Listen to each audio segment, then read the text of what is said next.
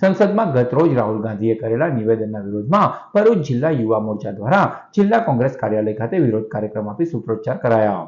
હાલમાં સંસદના સત્રમાં વિરોધ પક્ષ દ્વારા એનડીએની સરકાર પર આકરા પ્રહારો કરાઈ રહ્યા છે. ત્યારે ગતરોજ વિરોધ પક્ષના નેતા રાહુલ ગાંધીએ હિન્દુઓ પર કરેલા નિવેદન બાદ રાજકારણ ગરમાયું છે, જેના પડઘા સમગ્ર દેશમાં પડી રહ્યા છે.